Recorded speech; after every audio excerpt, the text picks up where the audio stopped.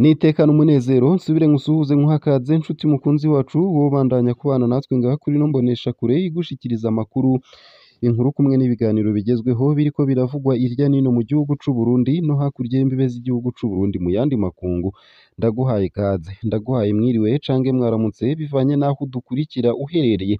Wowe udukurikira uri mu gihugu c'u Burundi ntunyemerere nkuhe ikaze nanakwipfuriza kugira umunsi mwiza, ndetse nawe udukurikira uri hakurya y'imbibe z'igihugu c'u Burundi ntunyemerere nkuhe mwiriwe cange mwaramutse bivanye naho udukurikira uherereye.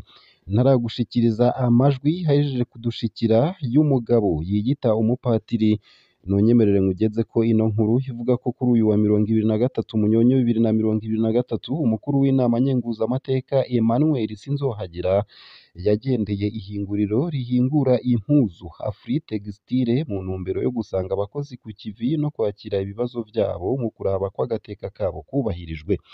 Akaba yashimye ingene iryo hinguriro rigerageza kubahiriza amategeko y'akazi, agatera akamo abarundi muri rusangi gukunda ibihingurirwa mu Burundi mu ntumbero yo guteza imbere igihugu. Nayo ntunyemerere wumvirize ano majwi, birababaje binateye ubwoba. Mwaramutse neza abavukanyi, mwaraye impore. Natwe turi impore turashimira Imana. Ego hanyuma ubona n'amafoto ndabarungikiye nawe yakwize mu magurupe y'abantu bamaze kumenya umukama canke ahandi mu yindi migwi. Ego turashaka ko uno muntu mumukwiza abantu bakamubona. Uyu ni umuntu w'umugabo afise umugore n'abana. Iyo foto yo hejuru nabahaye ni uwo w'ikanzu ya ruje, umugore wiwe n'uriya yambaye ikanzu ya move. Murabona ko n'abantu bihindura. Ni umuntu w'umusuma yihindura ahenda abantu, umwanya umwe arigira musenyeri uwundi mwanya akigira padiri. Ahenda abantu rero ngo nitegeka Imana yamuhaye, akoresha ibintu byose bimeze nk'ivyeranda ariko ntibiba ari vyeranda kuko n'ahantu biba vyarahezagiriwe. Ashaka kwigana ivyambagwa vya Ekereziya mawe wacu, ivyeranda nyene dukoresha mu misa vyose nivyo ashaka kwigana. Niwe uwo yicaye ku ntebe, iyo ntebe yicayeko aho niho yakirira abantu abesha.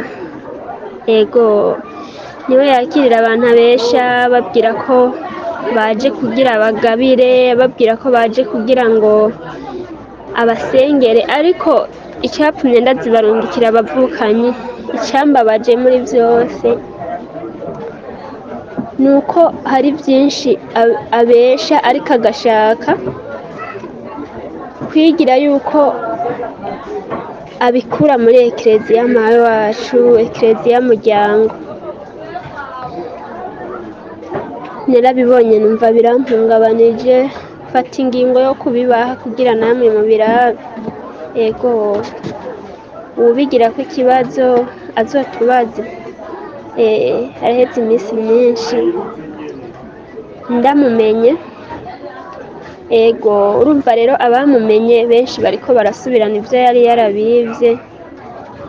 Niyo mpamvu mwoza muramwerekana kugira ntihagire umuntu asubira kwibwa hakoreshejwe ubusuma bw'uyu mugabo.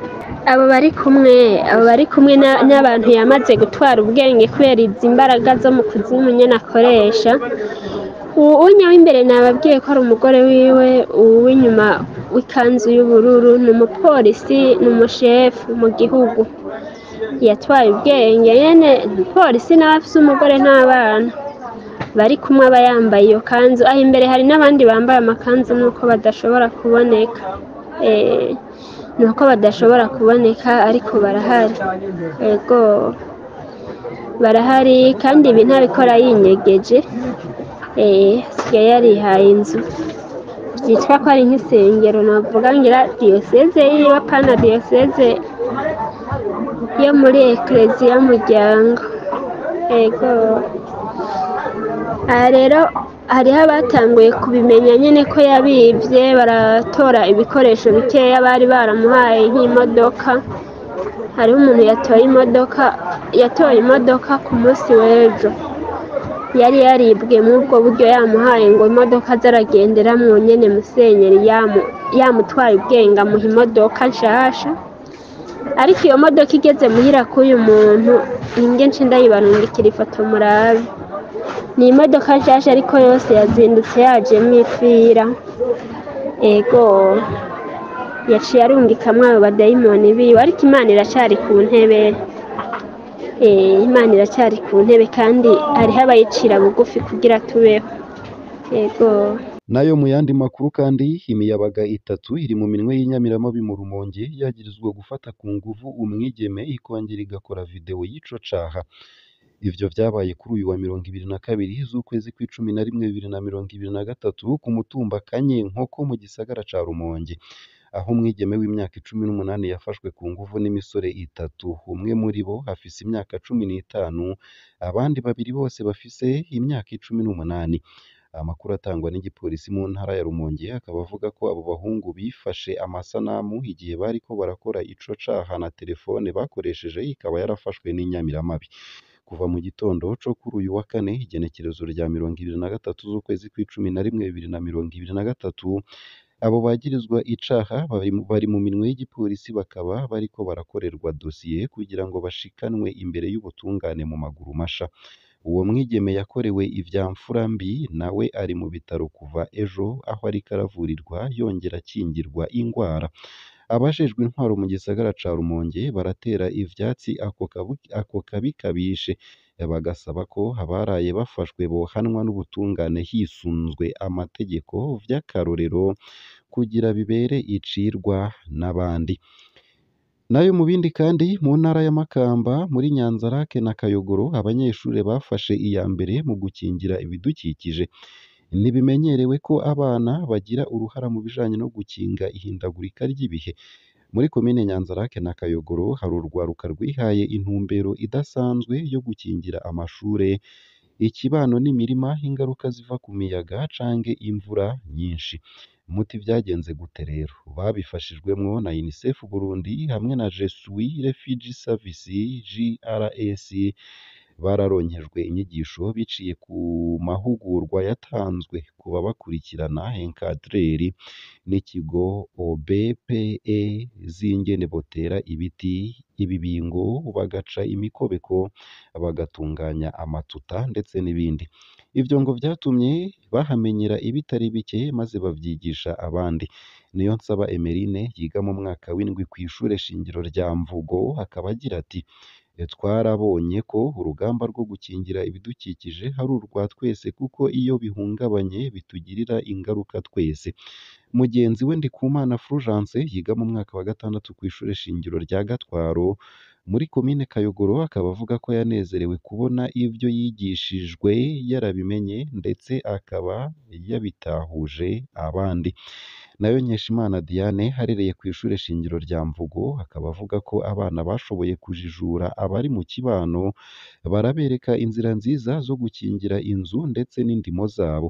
Kubw'ivyo ngo baramaze gutera ibiti bishika ku bihumbi 200 ku mutumba wa Mvugo, aho uwo muvyeyi akenguruka cane ko abana babakebuye gutyo babona gukora ibishobora kubakingira ibiza na cane cane inkukura, aho ibijanye no guca imikobeko babishize imbere.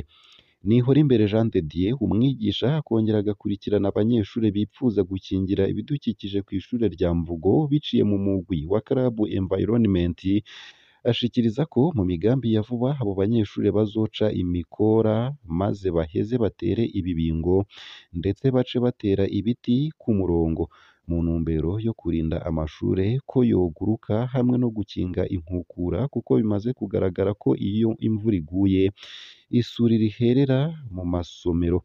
Kubw'umuyobozi w'ishure shingiro rya Mvugo Hafashimana Clement ngo ibirasi vyo kuri iryo shure vyarigeze kuguruka maze abana barabura aho bigira, ngo ivyo vyavuye ahanini ko iryo somero ritari rikikujwe n'ibiti, ari naco gituma umuyaga wose wahitana amabati, ivumbi rikuzura ibirasi.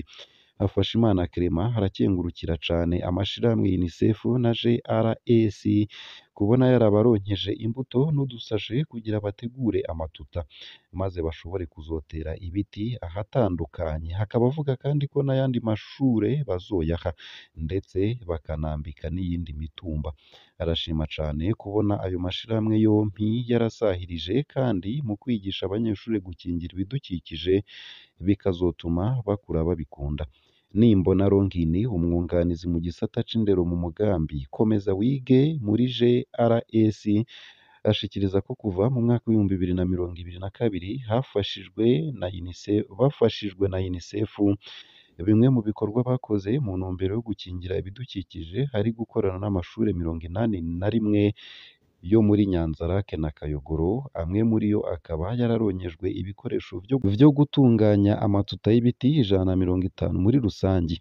Mu gutora ayo mashure ngo hakaba hisunzwe ayakunda kubangamirwa n'ibiza bifatiye kwihindagurika ry'ibihe na cane cane ayari ahahanamiwe n'imisozi canke ayahatari ibiti ndetse n'amashure yigako abanyeshure benshi. Hambavu y'ivyo ngo biciye mu migwi yo ku mashure ariyo bita Club Environment, abanyeshure barenga 2025 bakaba bamaze kuronswa inyigisho zijanye no gukingira ibidukikije, gutunganya amatuta ndetse n'ibindi. Muhimpundu Aline haserukira ikigo OBPE muri komine Nyanzarake arashima cane kuba uyo mugambi wararanguwe ukazogira impinduka nini muri ako karere.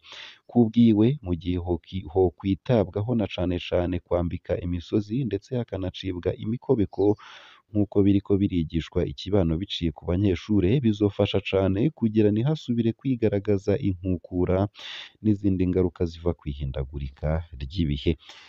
Ngaha akaba ariho nsoreje ano makuru nari naguteguriye ariko aravugwa irya nino mu gihugu c'u Burundi ndetse no hakurya y'imbibe z'igihugu c'u Burundi mu yandi makungu. Ndakwifurije kubandanya uragira ibihe vyiza ndetse no kuroranirwa. Ugire umunsi mwiza.